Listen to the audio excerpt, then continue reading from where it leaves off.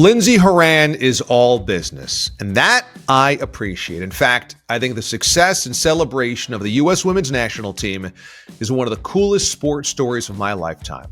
But her criticism of the American soccer fan, well, it's not great, Bob. Hey, before we go any further, please subscribe to this channel. Get all of the videos that we post here. I appreciate it very much. Just click on this button below me. All right. Look, here's what's so cool about it. A women's sports team is a flagship tentpole commodity for massive TV networks that draws huge ratings.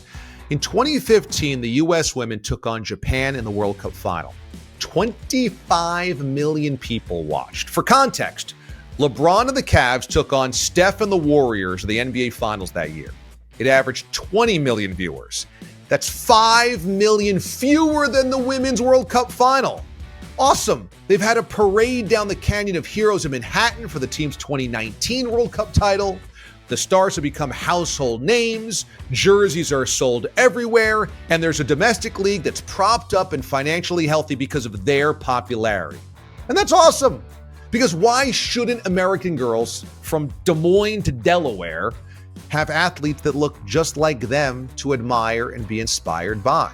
Ones who play the same sport they play, that have pink ponytails and laugh and dance as a team, but also are serious and focused and motivated and absolutely kick butt on the highest level.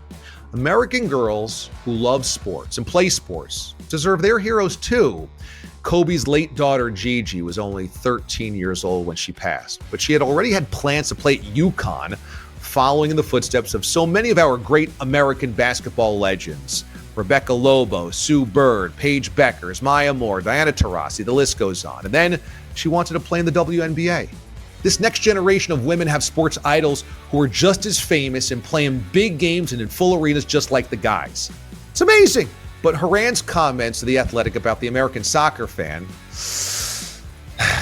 quote, American soccer fans, most of them aren't smart. They don't know the game. They don't understand, but it's getting better. Now, look, I get it. The criticism around the U.S. women's team in the last World Cup and their flame out their early exit, it was harsh. It was a lot. The heat was very hot. And now she's playing in France. And yeah, I would assume the average fan there knows soccer better than the average American fan. Just like when I see a stadium full of football fans in Germany for an NFL game, I assume my neighbors, the guys down the street, what have you, they know more about the Packers backfield than the people in the stands. But also, here's what I know people don't want. To walk into the Walmart return counter and be told the reason that crock pot isn't working is because they're too stupid to use it. It's not going to make them want to come back. And frankly, American soccer should work as hard as possible to get people coming back, to grow the sport, and make everybody feel cool enough to be invited to the party, not too lame to be there. The key to growing a sports audience, really any audience, is not to tell them that they're not smart enough or remind them of what they don't know.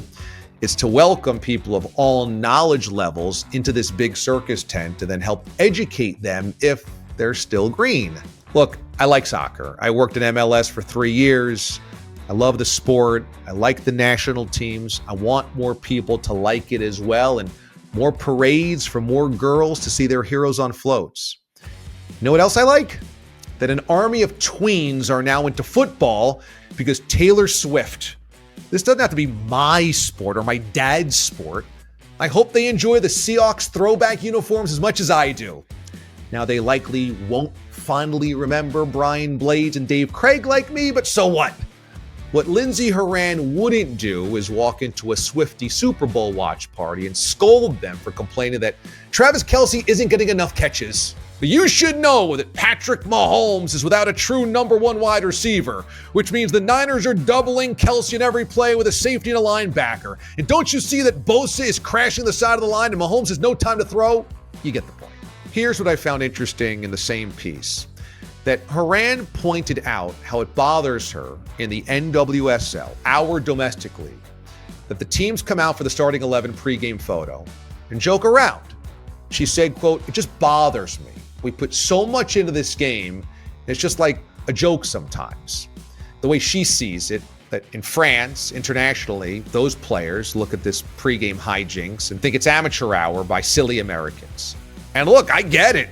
I think it's lame when opponents hug one another before an NBA Finals game or a big playoff game. She wants her game to be taken more seriously by her own teammates, her own peers.